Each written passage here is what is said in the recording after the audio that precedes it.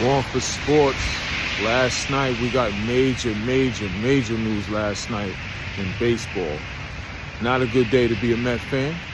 Jacob Degrom has left Queens for the Texas Rangers. Signs a 5-year deal, $185 million, including another player option for a 6th year.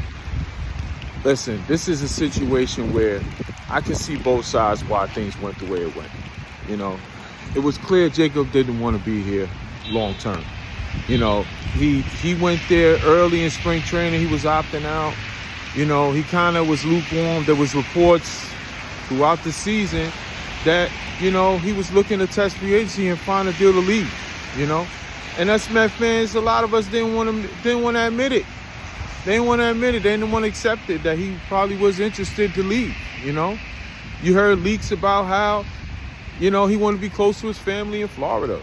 You know, you heard those things.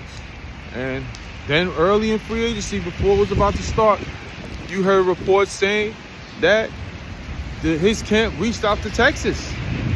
I mean, listen, this is a situation where you can see both sides of it.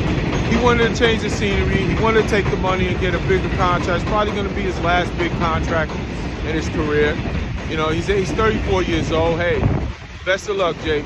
Best of luck. I got nothing but love for Jake. You know what I'm saying? He was a great Met. At the end of the day, you know, I'm glad I at least got to see him pitch his last game with my daughter at that playoff game against San Diego. So there it is. From the Mets' point of view, you can't blame the Mets either. You can't. The guy didn't want to be here. You know, he didn't want to be here. He was all about trying to get his market value that he felt he needed. You know, there was another report where Wheeler, during the playoff series for the Phillies, said he just wanted to be compensated for being the pitcher that he was. That should have told you right there what he was thinking. Where did the Mets go from here? Well, I understand they didn't want to give him those 6 years or whatever and that kind of money, you know, especially breaking down the last couple of seasons, you know. So where do we go from here? Honestly, my number one target would be Trey Turner if I'm the Mets. I'm going for Trey Turner, you know. He's the best player to me on the market besides Aaron Judge. You got to go get that guy. You put him at second base. You know, you put him at second base and you have him with Lindor in this lineup. Bring Nemo back. You got the money now. Their lineup is set. This team needed bats anyway, even if they even brought Degrom back. It's the biggest holes now.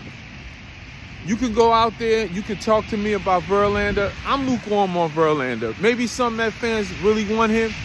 I'm lukewarm. I don't know if I want to add another 40-year-old pitcher. You saw Max break down at the end of the season, you know, and he wasn't supposed to be the ace. So now you're going to turn to a guy who's going to be 40 years old and be the ace of this team? I don't know. I guess I'll give him a 2-year deal if I have to have him, 2 years. But I'm lukewarm on him. I think maybe Rodon is the guy that we need to get. He's younger. The only thing that scares me is that he has had injury problems in the past, but he is younger. You know, and he's a lefty, something we don't have in that rotation like that. So maybe we need to go there. At the end of the day, Epler, you got a job to do. Get it done, baby. Let's go Mets.